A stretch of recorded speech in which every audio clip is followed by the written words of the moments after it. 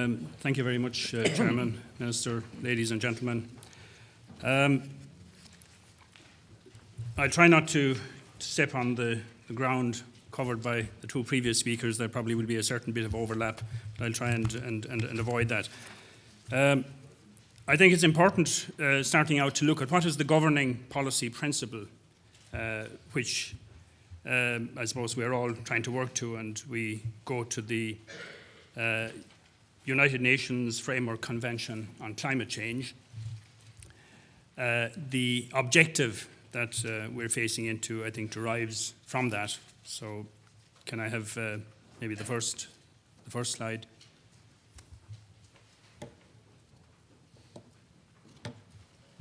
I see it's self-service, probably just as well.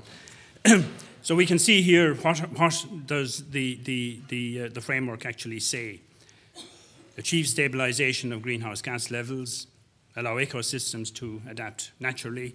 I think very important from our perspective to ensure that food production is not threatened. I think that is a very, very essential point that we should never lose sight of. And then to enable economic development to proceed in a sustainable manner. Another very important topic for a country like Ireland and for our rural areas in particular, and indeed for our overall economy. Just maybe to set things somewhat in perspective, agriculture and the Irish economy, nothing new to most of you here. See the important contribution to gross value added, 6.3%. The contribution to employment, whether at primary sector level or in the processing sector, 171,400, and indeed further significant employment in servicing the sector. The percentage of exports, 10.5%, and we see the very significant contribution which exports of livestock products, primary livestock products, dairy products, meat, and live animals contributes to the overall figure. It's important, I think, also to bear in mind that for every €100 of exports from the biosector comprising agriculture, forestry, fisheries, food, drink, and tobacco industries. I'm not sure we contribute too much domestic production to that, but for every €100 of exports from that sector, it contributes €48 to GNP as against €19 to GNP from exports from other sectors of the economy.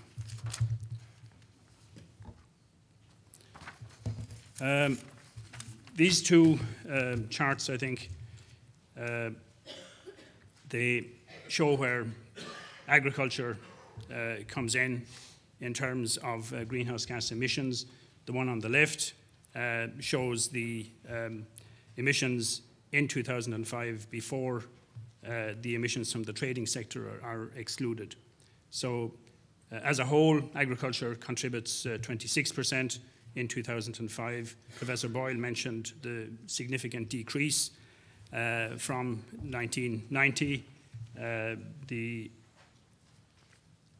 when agriculture accounted for 35% of greenhouse gas emissions.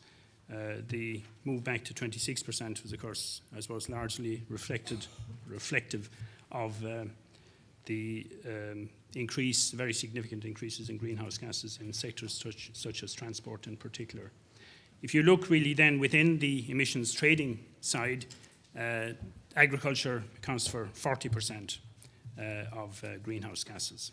So I think it indicates the scale of the problem which Ireland faces in relation to delivering the hugely challenging targets that Professor Boyle referred to. Again, this just reiterates points that were made earlier. Michael Hamill referred to I have a figure here of 9%. I think here he mentioned a figure of 10% as the average EU, the average EU greenhouse gas emissions from the agriculture sector. You can see Ireland at the very top, 26%, with Luxembourg and Malta at the bottom with 3%. Other significant countries with significant contributions from agriculture as well would include France with 17%, Denmark with 15%, but we're out on our own.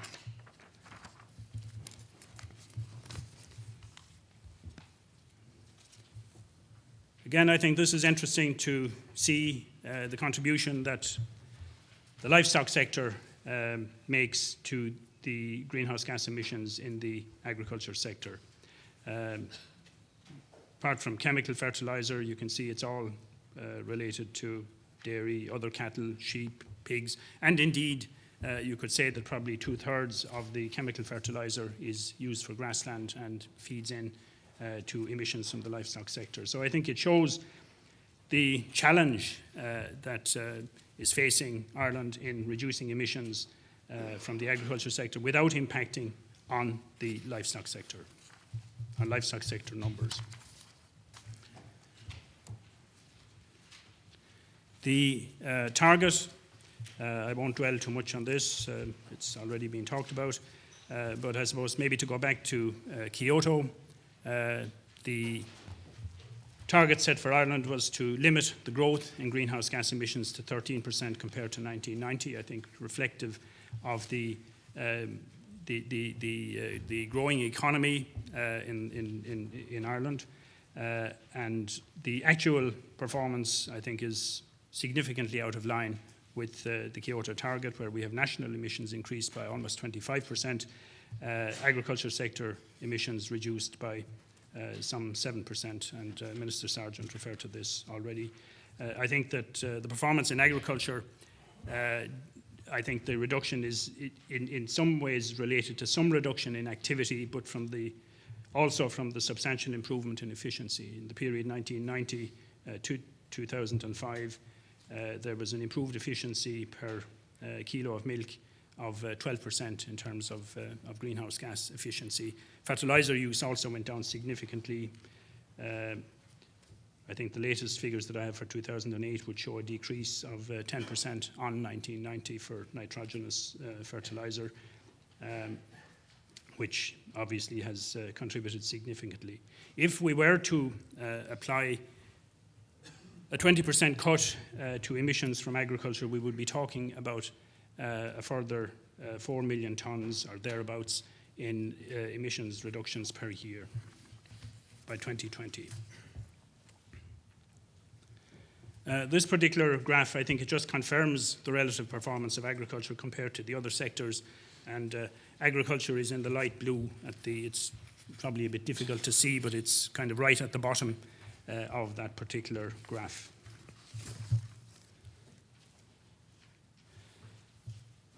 In the negotiations which were going on fairly intensively at EU level throughout 2008, but in fact going back to, I suppose, being initiated at the European Council in March of 2007, when the member states and the heads of government committed themselves to a 20% reduction in emissions by 2020, with a 30% reduction in the context of a global agreement to be put in place from 2013. In the negotiations, we worked very, very closely with other departments, the lead department and the lead minister, Minister Gormley and his department, in pushing the objectives for the agriculture and food sector. Minister Smith was very much involved, as well as Minister Gormley, and the Minister Sargent referred to the key role that Minister Gormley played through December in particular in ensuring a more balanced outcome for Ireland. Minister Smith also raised his concerns in the Council. He had various discussions with the Presidency and the Commission. My own department was represented at various working group meetings, and indeed I was present myself at some discussions with the French Presidency and the Commission. We also participate in Minister Smith in the Cabinet Committee, which is chaired by the Taoiseach and involves all of the critical ministers in the context of climate change. We participate in a senior officials group which is chaired in the department of the Taoiseach, and we also participate in various technical working groups. So I think the important point that we had to get across was that the critical issue for Ireland in relation to agriculture, I suppose our unique position in the EU, given the very, very significant contribution from agriculture to greenhouse gases in the non-ETS area. And I suppose the difficulty for Ireland to actually achieve the very challenging target which was set for us without impacting seriously on our ability to produce food and our ability to produce food in a greenhouse gas efficient manner, which I think is something that we're very, very capable of. I think the issues as well that certainly the known possibilities for limiting farm level mitigation are pretty limited, and Professor Boyle referred to this in particular. There are areas in the nitrous oxide side where there is far greater possibility. Research has identified a number of areas where we can achieve mitigation. I think that further investment and very significant investment in further research, I think, will be critical in moving towards meeting the challenge for Ireland as a whole in the context of the greenhouse gas commitments.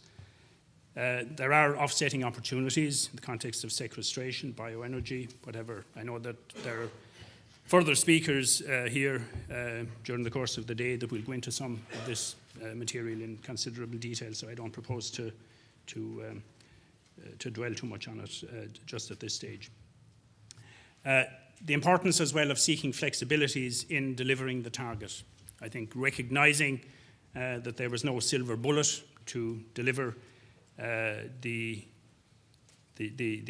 reductions, so it was important that we got recognition for forest carbon sequestration, better access to credits, and an acknowledgement of the risk of carbon leakage from the agriculture and food sector, and the risk to food security. In preparing our approach and in actually putting together as robust a case as we could make, I think we received considerable assistance and data backup from Teagasc, from Teagasc FAPRI, and I think that certainly the commitment of Teagasc in this whole area has been extremely beneficial to the department, I think, and it has been extremely beneficial in the outcome from the December Council on the climate change bilateral offer. So the package in December, emissions reductions by 2020 of 20%, 30%, as I referred to earlier. The question of forest sequestration, the forest sequestration is to be included. There is some question mark as to whether this will require a revisiting of the actual targets that have been set for the various member states, but I think it is important that forest sequestration, it has to be, I think, a critical part of Ireland's delivery of the greenhouse gas commitment. Michael Hamill referred as well, which was an important point for us, that there would be a requirement on the Commission to assess the impact on the EU agriculture sector, including the risk of carbon leakage in the event of a global 30% reduction, and that element has been included in the December package, which I think will be quite helpful to us. There were also some improvements in the possibility of access to the clean development mechanism and joint implementation, which is another flexibility, I think, which will be quite useful for Ireland. The whole question of auctioning of allowances, and this is particularly of interest to the food processing side within the ETS sector. The initial proposal was that 100% auctioning of greenhouse gas allowances would come in by 2020. You can see there that that has been put back by 7 years, with a figure of 70% to be achieved by 2020. I think that's not to lessen in any way the challenge which I think this poses for the agri-food processing sector and indeed for primary production. But it is certainly gives a bit more breathing space, perhaps, to actually conform to the particular requirement. There is also a situation where there's an increase in the opt-out threshold for small installations within the emissions trading system. And as I understand it, this would probably allow about a third of the food processing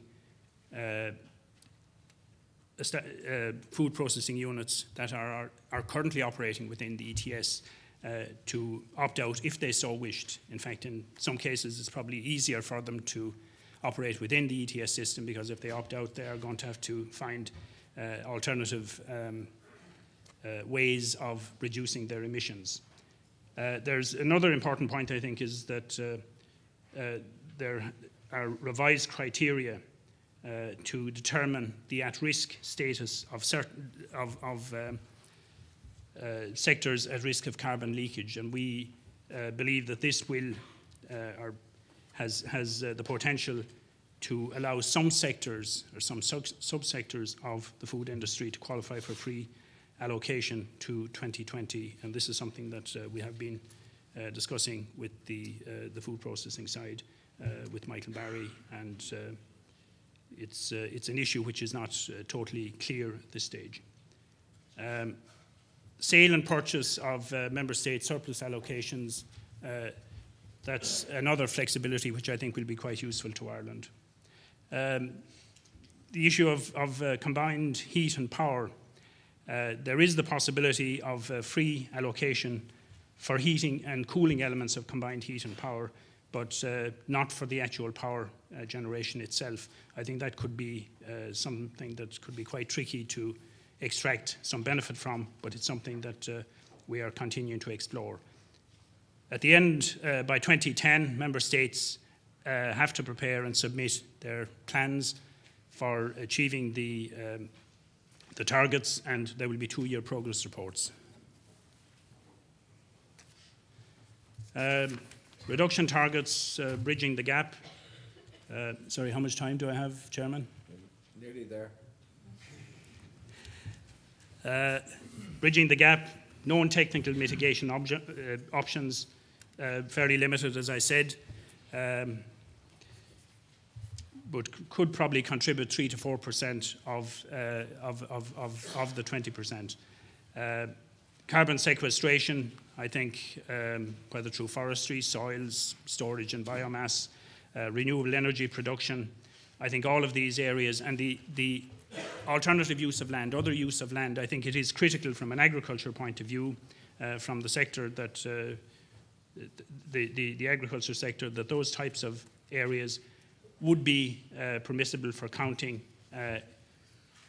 within the agricultural land use side. I think it's critical for Ireland that that would be the case.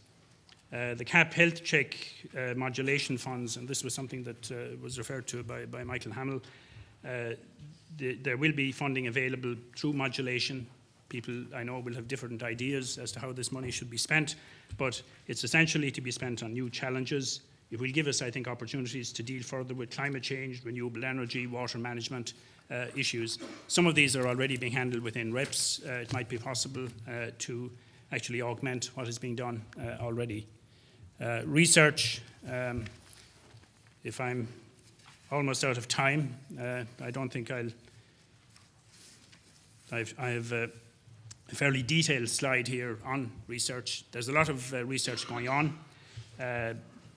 Jerry Boyle referred to it earlier. He referred to the very, very significant amount of funding in the Teagasc budget that is going into research in the environmental area, the very significant funding that's going into research in relation to production efficiencies. And he did talk about the benefit that it's not just an environmental benefit that you can achieve, that you can also actually achieve economic benefit, which I think is what is important as well. We are also, further research is needed, and I think very, very significant additional funding will be required for research to ensure that Ireland, the policies adopted in Ireland to meet the greenhouse gas objectives right across the board, and not just in agriculture, are the optimum ones for the country. We are very much involved in research at an international level, and Hayden Montgomery, I know, will, I would say, give you further detail about that, but we are participating in the Livestock Emissions Abatement Researchers Network, LEARN for short. We are also involved in discussions and in fora involving various other member states, and we have recently had discussions with people from the United States Embassy, and we see that this is something that we need to expand further. The wider implications.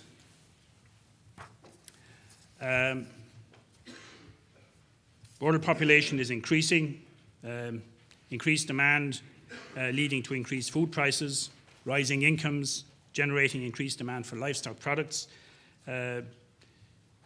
Between 2003 and 2020, it's estimated that meat and milk consumption could could increase by about a third and could double by 2050. So I think it's quite clear that whatever actions are taken to deal with climate change, it's important that we don't undermine the need for food security, for the production of food, and for the production of food from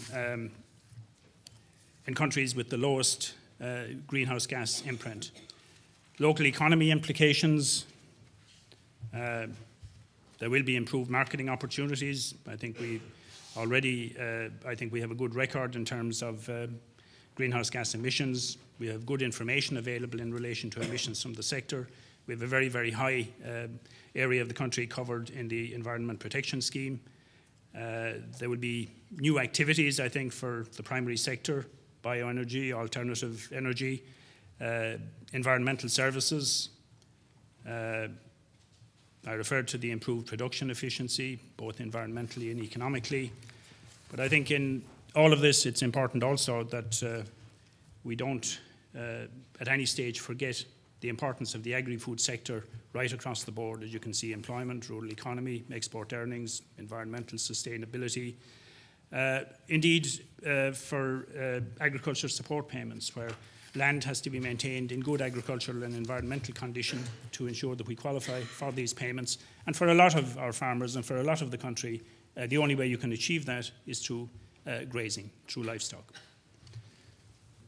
I think I've definitely outstayed my welcome at this stage, so I think I'll just go to the last slide. I've referred to the importance of research, the whole question about the identification and implementation of abatement options, the contribution from non-food land use, whether it's energy, sequestration, cohesive approach involving all of the stakeholders, primary producers, processors, researchers, policymakers. I think that is critical. Make maximum use of the flexibilities that we have and participation in international fora. So I think I'll leave it at that. Thank you very much for your attention, Mr. Chairman.